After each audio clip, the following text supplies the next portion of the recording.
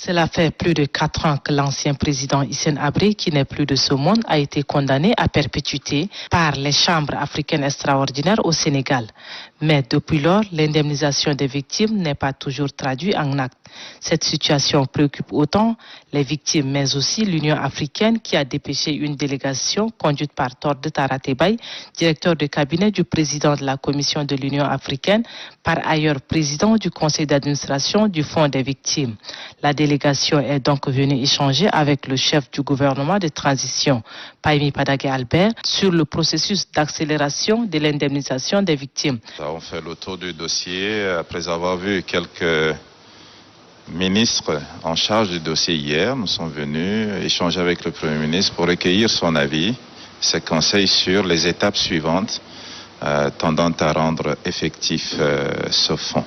L'objet de notre présence ici est engager les autorités tchadiennes à l'effet d'aller assez vite. Après l'audience accordée à la délégation de l'Union africaine, le chef du gouvernement a reçu une autre délégation.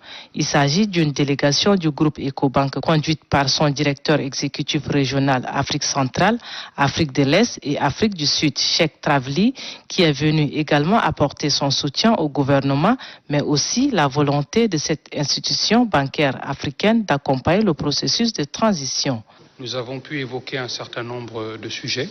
Je l'ai d'abord félicité pour la charge qu'il a de conduire la transition et je lui ai souhaité bonne chance et je lui ai renouvelé les appuis du groupe Ecobank pour la conduite parfaite de la transition. Le groupe Ecobank, à travers son directeur exécutif régional central de l'Afrique de l'Est et d'Afrique du Sud, Cheikh Traveli, a réitéré son engagement à appuyer l'économie nationale, financer les organisations féminines en général et surtout les jeunes en particulier.